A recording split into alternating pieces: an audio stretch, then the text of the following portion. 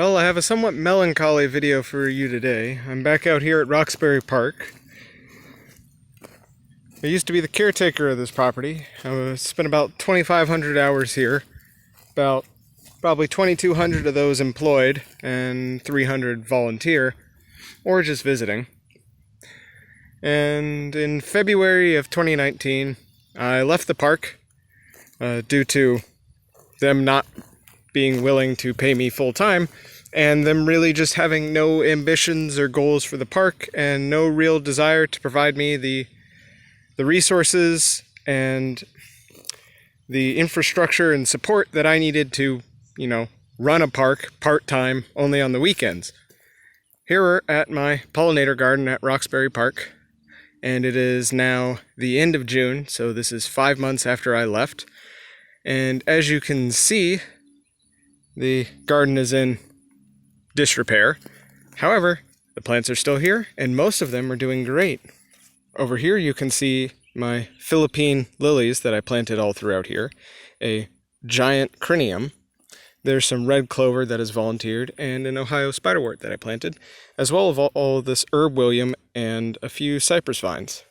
The lantanas are still here. They're actually being suffocated by American burnweed, which is interesting because lantanas are kind of impossible to kill. The Gaillardia is still here, still blooming, but it's migrated. It used to be right there, but it's sort of decided that it wants to live in the alleys now, which makes sense. It likes drier soils. The Rudbeckia has been sort of destroyed by this tall goldenrod over here. It's just been pushed out. The Coreopsis has also migrated into the alleys. It's been pushed out by this dog fennel that decided to come up. There's a lot of thistles around here, which is good. They're a great pollinator plant, but they just sort of take over the place, and they're pokey. Silkopod is still here. It's coming back in full force. It's just a bit crispy at the moment. I have one zinnia blooming. Well, I guess the park does. I don't. And over here, most surprisingly, look at this butterfly weed. It is doing gangbusters. I've even got another set of flowers coming out down here. But just look at these pods. I've got 1, 2, 3, 4, 5, 6, 37, 38, 39, 40, 41 pods on butterfly weed. And more flowers about to start. So this stuff is doing absolutely stellar. Which is surprising because I have had the devil of a time getting this stuff to start. And this is the only stuff I've ever been able to get to take. And the common milkweed back in there is doing all right too. I accidentally killed the tropical milkweed. I left a pod on it before I left and didn't move it off, and so it suffocated. But that's fine, because you don't really want tropical milkweed running wild. The yarrow's doing all right. None of the other apiaceae survived, which is to be expected. Not even the fennel, though, which I kind of thought would. There might be a fennel in there somewhere, maybe.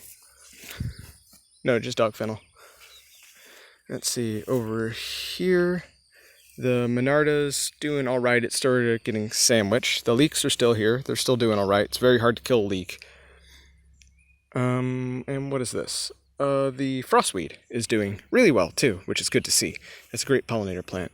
And over there is obedient plant, which I overseeded like you would not believe. And I never got it to really take, but now it's taking.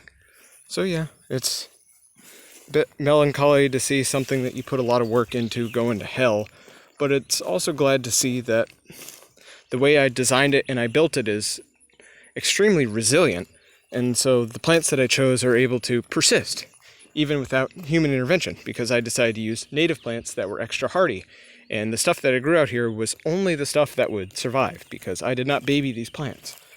So as a result, the plants are holding their own against the influx of hayfield adapted species. So that's great to see. And that pokeweed's been there. That one actually didn't die from the frost, I don't think. And my beanmotill's there.